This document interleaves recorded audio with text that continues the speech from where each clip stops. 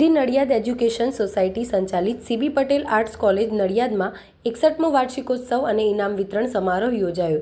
વર્ષના અંતે યોજાયેલ વાર્ષિકોત્સવ અર્થાત દીક્ષાંત સમારોહમાં પ્રજાપિતા ઈશ્વરીય વિશ્વવિદ્યાલયમાંથી આદરણીય રાજયોગીની બ્રહ્માકુમારી પૂર્ણિમા દીદી, ઉચ્ચ શિક્ષણ કમિશનર કચેરી ગાંધીનગરથી હેમંતભાઈ ઉપાધ્યાય, ધી નડિયાદ એજ્યુકેશન સોસાયટીના પ્રમુખ ભૂપેન્દ્રભાઈ દેસાઈ, મંડળના ખજાનચી પુરુષોત્તમભાઈ પટેલ તેમજ મંડળના સહમંત્રી ચંદ્રકાંતભાઈ પટેલ તથા કોલેજના આચાર્ય પ્રોફેસર ડોક્ટર મહેન્દ્રકુમાર દવે, અધ્યાપકગણ તેમજ વિદ્યાર્થીઓ ઉપસ્થિત રહ્યા હતા।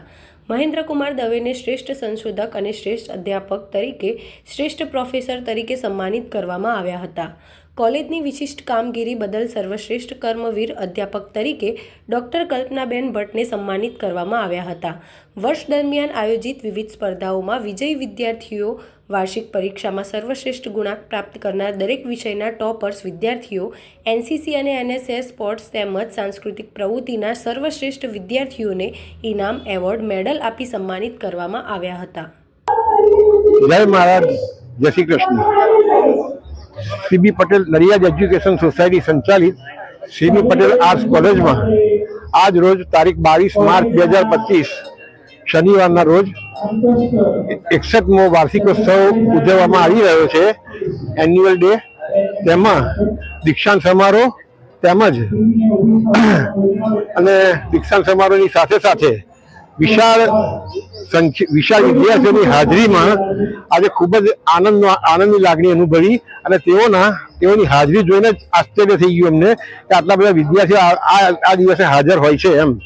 અને સંલગ્ન નડિયાદ એજ્યુકેશન સોસાયટી સંચાલિત સંલગ્ન બધી જ કોલેજોના આચાર્યશ્રીઓ તેમજ સીબી પટેલ આર્ટ્સ કોલેજના પ્રાધ્યાપકગણ, કર્મચારી, વહીવટી સ્ટાફ બધાએ ફૂલ ફ્લેજમાં હાજર રહ્યા અને આજુબાજુના વિસ્તારના સૌ વિદ્યાર્થીઓ ગામડેથી પણ આજે હાજરી આપી એ ખરેખર ખૂબ જ આનંદની વાત છે। અને દીક્ષાંત સમારોહમાં ખરેખર આજે લાગ્યું તે લોકોએ કલ્ચરલ પ્રોગ્રામ કર્યા અને તે પણ ખરેખર મન લોભાવે એવા હતા એમ। અને બીજું કે આ એક ખરેખર અદ્ભુત લાવો મળ્યો અમને આજે, એવું અમને ફીલ થયું છે। મારું નામ principal doctor Mahendrakumar Dave, C B Patel arts college Nadiad. આજે 61મો દીક્ષાંત સમારોહ અને ઇનામ વિતરણ કાર્યક્રમ અમારી કોલેજના આંગણે આજે યોજાવા જઈ રહ્યો છે। અમારે ગૌરવ સાથે કહેવું પડે છે કે F5 થી MA યુનિવર્સિટી ટોપ 10માં દરેક F5 થી MA દરેક વર્ષમાં 1 થી 25 વિદ્યાર્થીઓ ટોપ 10માં અમારી કોલેજના આવ્યા છે, એનું મને ખૂબ ગૌરવ છે। સાંસ્કૃતિક પ્રવૃત્તિ, ઇતર પ્રવૃત્તિ, કોઈ પણ પ્રવૃત્તિ હોય, એનએસએસ, એનસીસી બધામાં નેશનલ, ઇન્ટરનેશનલ લેવલે અમારા વિદ્યાર્થીઓ પહોંચ્યા છે। અને આજે અમારા ત્યાં અમારી ઉચ્ચ શિક્ષણ કમિશનર કચેરીમાંથી ઉપાધ્યાય સાહેબ મુખ્ય મહેમાન તરીકે પધાર્યા છે। અમારા પ્રમુખ શ્રી, ખજાનચી શ્રી, મંત્રી શ્રી અને ખાસ અમને આશીર્વાદ આપવા માટે બ્રહ્માકુમારી પૂર્ણિમા દીદી પણ અમારા આંગણે આજે પધાર્યા છે, એનો હું રાજીપો વ્યક્ત કરું છું।